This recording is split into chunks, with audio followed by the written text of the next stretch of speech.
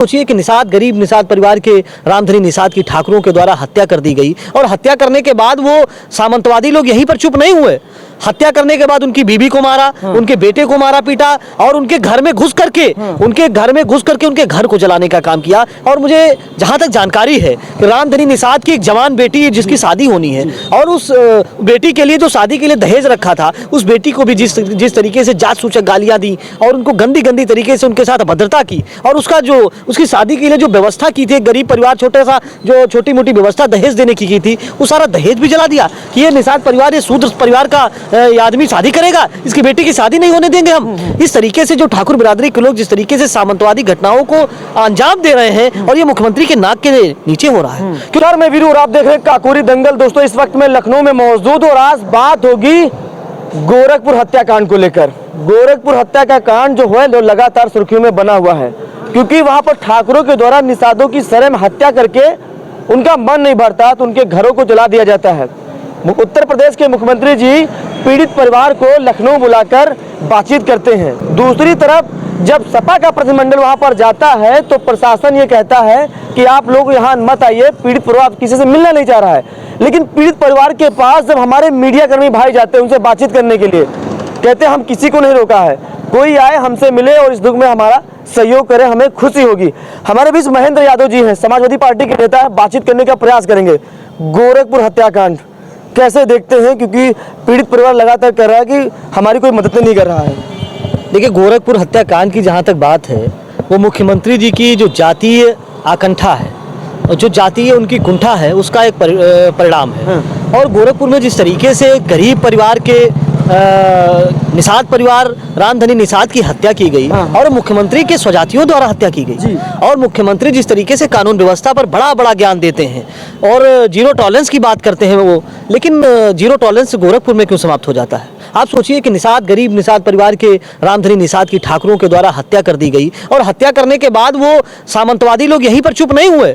हत्या करने के बाद उनकी बीवी को मारा, उनके बेटे को मारा पीटा और उनके घर में घुस करके उनके घर को जलाने का काम किया। और मुझे जहां तक जानकारी है कि रामधनी निषाद की एक जवान बेटी है जिसकी शादी होनी है और उस बेटी के लिए जो शादी के लिए दहेज रखा था, उस बेटी को भी जिस तरीके से जात सूचक गालियां दी और उनको गंदी तरीके से उनके साथ अभद्रता की और उसकी शादी के लिए जो व्यवस्था की थी, गरीब परिवार छोटा सा जो छोटी मोटी व्यवस्था दहेज देने की थी, वो सारा दहेज भी जला दिया कि ये निषाद परिवार, ये शूद्र परिवार का ये आदमी शादी करेगा, इसकी बेटी की शादी नहीं होने देंगे हम। इस तरीके से जो ठाकुर बिरादरी के लोग जिस तरीके से सामंतवादी घटनाओं को अंजाम दे रहे हैं और ये मुख्यमंत्री के नाक के नीचे हो रहा है क्योंकि मुख्यमंत्री मुझे लगता है कि लखनऊ से ज्यादा गोरखपुर को मोहब्बत करते हैं। लेकिन भैया जिस दिन वो घटना घटित थी वो मुख्यमंत्री जी वहीं पर मौजूद थे। मैं कह रहा हूँ, देखिए, मुख्यमंत्री जी मौजूद हो ना हो, लेकिन मुख्यमंत्री जी का मन वहीं रहता है, तन उनका कहीं रहे, क्योंकि वो लखनऊ को राजधानी नहीं मानते, वो गोरखपुर को राजधानी मानते हैं क्योंकि वहां पर उनका मठ है, उनका कब्जा है उस मठ में। और जिस तरीके से वहां मठ से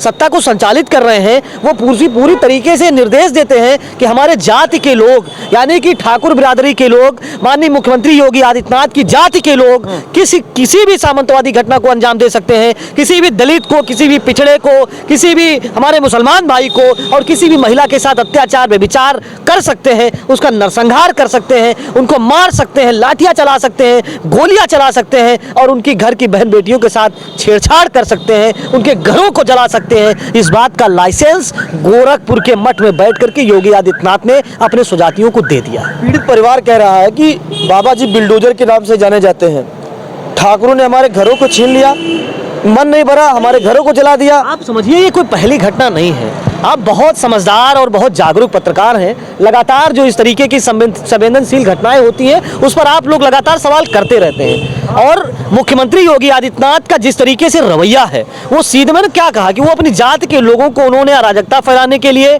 अपराध करने के लिए उन्होंने लाइसेंस जारी कर दिया है और उसी के तहत गोरखपुर की घटना हुई है। रामधनी निषाद की हत्या हुई है, उनके घर में महिलाओं के साथ छेड़छाड़ हुई है, उनके घरों को जलाया गया है और उनकी बहन की अब तो धमकी दे रहे हैं कि तुम्हारी बेटी की, वो तो मर गए, अब उनके परिवार को यह धमकी मिल रही है कि तुम्हारा अभी मैंने दहेज जलाया है, अगर तुम अपनी बेटी की शादी करोगे तुम्हारे घर को भी जला देंगे, तुम लोगों को भी जला देंगे। आप सोचिए किस तरीके से, अगर योगी के नाक के नीचे हो रहा है, क्या योगी को नहीं दिख रहा है? योगी को दिख रहा है, लेकिन योगी के जो बाबा का जो बुलडोजर है, उसका बुलडोजर ठाकुरों के घर पे चलने से पहले उसका डीजल खत्म हो जाता है। उसका डीजल खत्म हो जाता है। ये ठाकुर का घर है, अगर वहीं कोई दलित होता, कोई पिछड़ा होता और कहीं कोई मुसलमान भाई होता तो किस तरीके से उनको बाबर के वंशजों से जोड़ दिया जाता, किस तरीके से उनको कहा जाता कि ये अकबर के वंशज के लोग हैं, किस तरीके से उनको कहीं से नफरत फैलाने के लिए अगर कोई मौका मिल जाता तो उस मुसलमान के घर पर बुलडोजर चल जाता। लेकिन ठाकुर के घर पे नहीं चलेगा, क्योंकि ठाकुरों को अपराध करने के लिए, ठाकुरों को अराजकता फैलाने के लिए योगी आदित्यनाथ ने स्वयं लाइसेंस जारी कर दिया। पीड़ित परिवार मुख्यमंत्री जी बुलाए थे लखनऊ, बुलाकर बातचीत की, मदद करेंगे। कहा उनका बेटा तो ये बात कह रहा है कि मुख्यमंत्री 1 करोड़ रुपए मिलेंगे, आवास मिलेगा, सब कुछ मिलेगा। अभी तक सिर्फ 5 लाख अभी किसी कोई मदद नहीं हुई।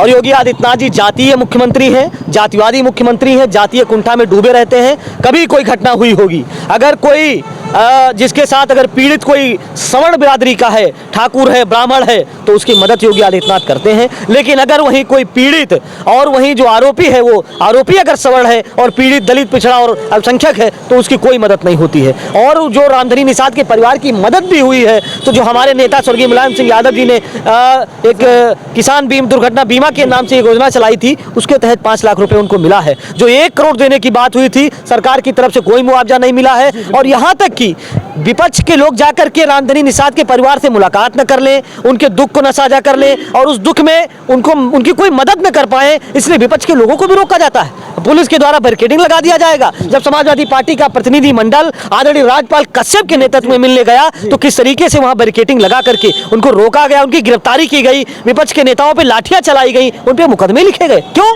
क्योंकि रामधनी निषाद की मदद करना चाहते थे। अरे योगी आदित्यनाथ कैसे हजम कर लेंगे? एक ठाकुर के खिलाफ एक निषाद की मदद कैसे हो जाएगी? एक ठाकुर को आरोपी कैसे कह दिया जाएगा? ये योगी आदित्यनाथ को हजम नहीं होता है। अरे ठाकुरों को तो लाइसेंस जारी हो गया अपराध करने का। ये भारतीय जनता पार्टी की सरकार पूरी जातीय कुंठा में डूबी हुई है और दलितों और पिछड़ों का शोषण कर रही है। अल्पसंख्यकों के ऊपर तो अत्याचार हो ही रहा है। संजय निषाद एक बड़ा नाम, उत्तर प्रदेश में मंत्री है, निषाद नाम की पार्टी है और निषादों के साथ इतना बड़ा अत्याचार, मौन है, कुछ नहीं बोल रहे हैं। संजय निषाद को आप निषादों का नेता मानते हैं क्या? इतने बड़े नेता हैं। कैसे नेता है? उनका बेटा तो चुनाव हार गया। निषाद बाहुल्य क्षेत्र संत कबीर नगर लोकसभा में संजय निषाद का बेटा चुनाव हार गया और वहां पर निषादों का बेटा, जो निषादों का असली वारिस है, निषादों का असली नायक है, पप्पू निषाद, समाजवादी पार्टी के टिकट पर चुनाव जीत करके आया। आप कैसे संजय निषाद को नेता कह सकते हैं? संजय निषाद नेता नहीं है, संजय निषाद लोडर हैं। जिस तरीके से ओम प्रकाश राजभर समाज के नेता नहीं है, वो लोडर है। अनुप्रिया पटेल कुर्मी समाज की नेता नहीं है, लीडर नहीं है, वो लोडर है। ये जितने भी पिछड़े और दलित समाज के नेता जो भारतीय जनता पार्टी के साथ गलबैया कर रहे हैं, गठबंधन कर रहे हैं, वो लीडर नहीं बल्कि लोडर है। इनके साथ जनता का कोई जनादेश नहीं है। इन लोगों के खिलाफ है जनता, इसलिए इनको चुनाव हराती है। संजय निषाद की आपने कहा नेता नहीं है, लेकिन एक अयोध्या में मोइन घर की, जो मोइन खान के रेप की घटना सामने आई थी, वहां तो फूट कर रोए थे, बहुत रोए थे। लेकिन उनके घर के पास ही की घटना है, उनके जिले की घटना है गोरखपुर। आरोपी मोहित खान थे ना, उसमें तो उस समय जो आरोप लगा मोहित खान के ऊपर लगा था। बाद में तो दूध का दूध और पानी का पानी हो गया, कोई आरोप नहीं था उनके ऊपर।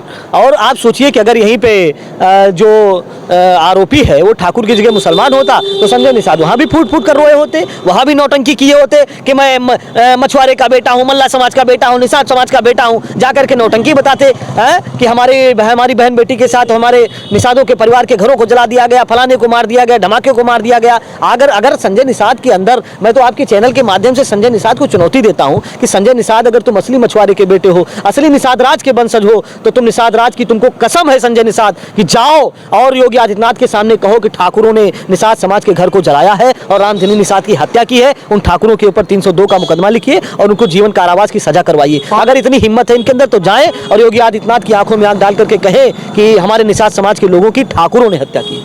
पीड़ित परिवार के 5 लोगों का नाम दिया गया था गिरफ्तारी में, लेकिन एक ही गिरफ्तारी हुई, 4 अभी गिरफ्तार नहीं हुए अभी तक। नहीं, एक तो तमाम दबाव पड़ा पूरे प्रदेश से और माननीय अखिलेश यादव जी का भी उस पर बयान आया, प्रतिनिधि मंडल गया, एक राजनीतिक दबाव होता है। तो खाना पूर्ति करने के लिए ये लोग गिरफ्तारी भले कर लिया हूँ, लेकिन अगर किसी सूत्रों से आप पता करिएगा उस जिस जेल में होंगे तो हो सकता है माननीय योगी आदित्यनाथ की तरफ से काजू और बादाम भी पहुंचाया जाता होगा उनके लिए। अरे भाई, उनकी बिरादरी के लोग हैं, सजाती है, अपराधी को क्यों नहीं पहुंचाएंगे?